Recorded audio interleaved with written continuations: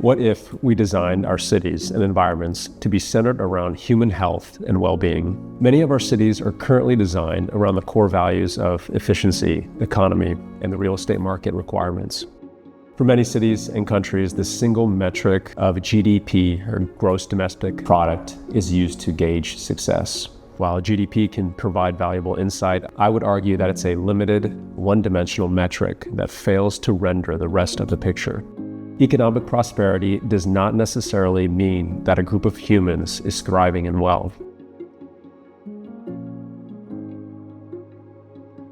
What if there were a way to measure the health and wellness of a city or a country, and this was the prime measure for success?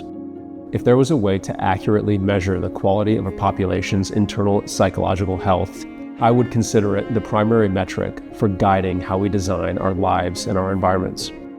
If we redefine success in this way, we would need to look closer at the primary drivers of well-being or lack thereof in cities.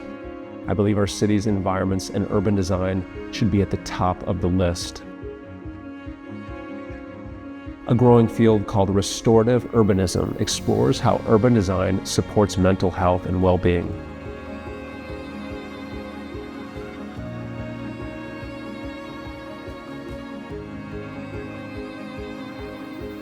Although the urban environment's effect on our health has historically been somewhat overlooked, we are becoming increasingly aware that it has a massive impact on the quality of our internal lives.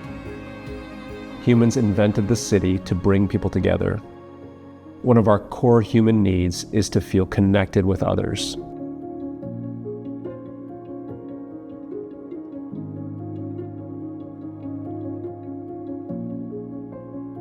The amount and the quality of our social interactions and relationships significantly impacts our well-being and our health. This is called psychosocial health. Feeling that you are a vital, productive, and connected member of a society helps to create a feeling of psychosocial health.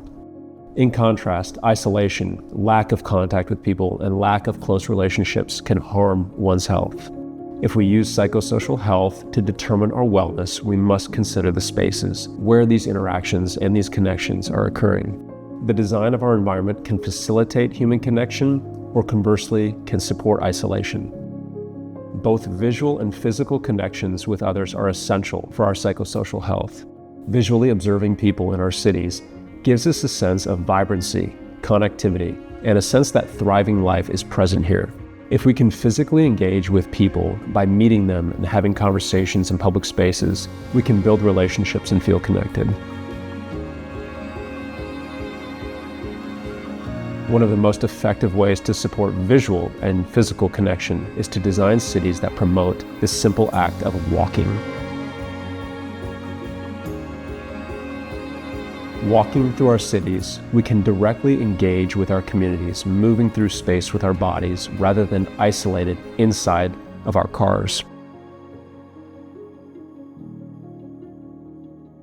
One of the primary perpetrators that's been identified as being detrimental to our psychosocial health is the unbalanced prioritization and use of the car. In Jeff Speck's book, Walkable City, he elaborates on the benefits of walkable cities and how excessive vehicles and their accompanying infrastructure, such as streets, highways, and parking lots, are disastrous for our cities and our health. The bottom line is that we should prioritize humans over cars in our cities and promote walkability. In doing this, our cities would look very different. He goes into great depth on the various ways this can actually be achieved.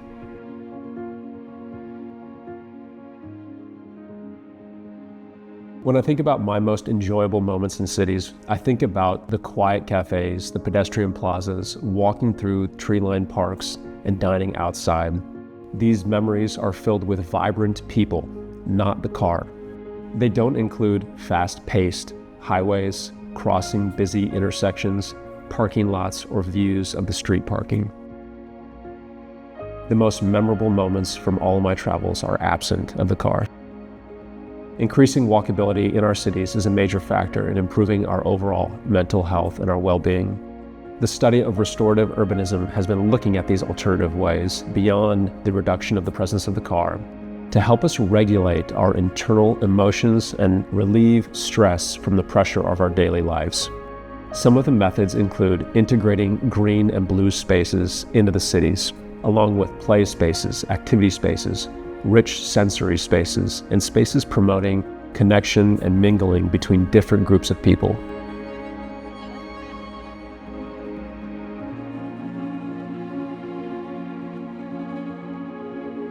Green and blue spaces are relatively straightforward and have ample evidence of promoting health in people. The implementation of green and blue spaces into cities has been something that's widely studied and covered at length. Although these ideas have many nuances and depths of which I don't want to downplay, the bottom line is to get more plants and more water into cities. A far less known topic is considering our sensory perceptions in cities. Our sensory perceptions bring together all of our basic senses and create a holistic atmosphere that affects our experience of a place. This is a highly subjective topic, so it poses many challenges in quantifying it and prescribing scientific ways to leverage that data. Our senses collect information to create a sixth sense greater than the sum of its parts. Architects and urban designers would define this as atmosphere or ambiance. It's the melting together of our basic five senses, which are sound, light, smell, touch, and taste, with other information such as scale, orientation, perceived sense of stability, continuity, and time. It even wraps in details from our memories and past experiences. To get a more complete picture of how someone really experiences a space internally, we need to consider a much wider range of sensations beyond our basic five senses. Our brain constantly tries to interpret and organize our senses and information inputs to understand our environment better. The field is in its infancy, but many intelligent people are working to learn how to define and leverage the information to create better spaces for our cities. Reflecting on my memories, this cumulative sensory experience feels profound and intense to me.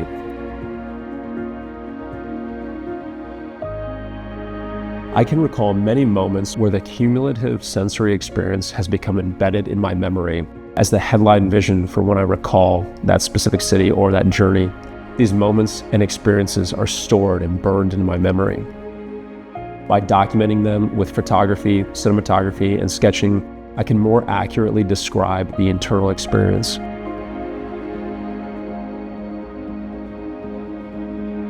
An exercise I've attempted is to deconstruct these experiences into their different senses and parts to gain a greater understanding of maybe why that particular moment may have had such a profound impact or lasting effect onto my memory.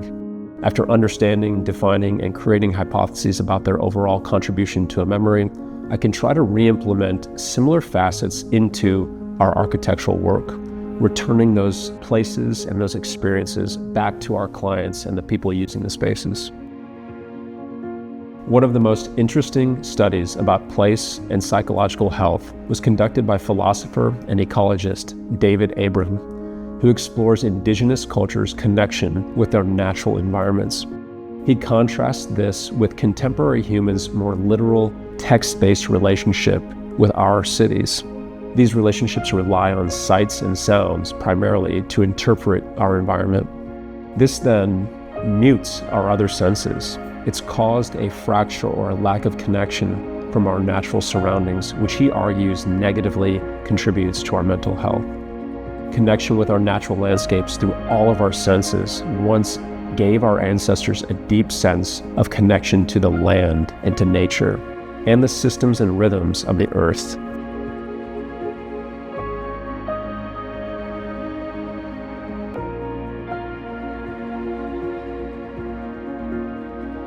How can our cities today be designed to help us reconnect and honor those senses?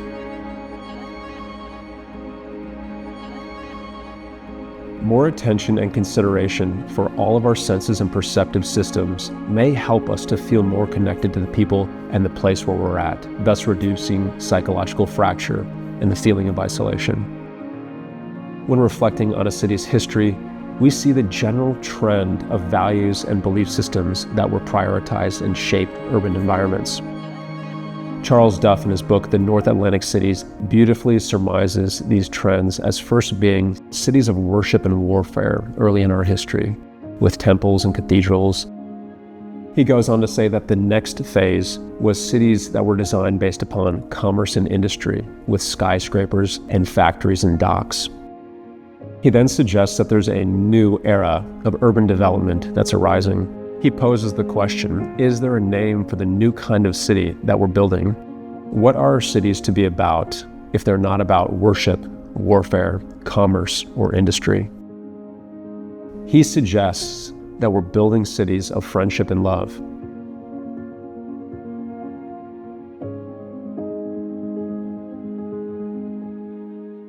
Although some may consider this idealistic or naive, I don't think he's far off. I do feel like we are at the new moment of reassessing our culture and our values and developing a better understanding of ourselves and our collective humanity. We have more scientific knowledge about our health than ever before, resulting in the need for us to create different types of environments that reflect a new emerging set of information, values, and culture.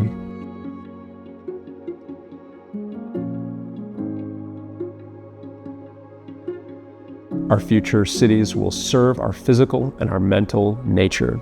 Their purpose will be to create an environment that does its best to support the emergence of people's authentic human expression.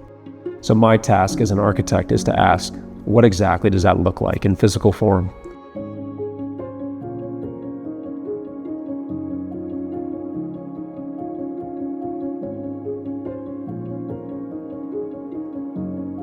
To answer that question, I've been engaging in journeys to travel the world and observe and document how certain cities seem to support authentic human expression, health, and vitality, and those that also limit it. On this journey, I hope to find the information we can use to build environments for our future.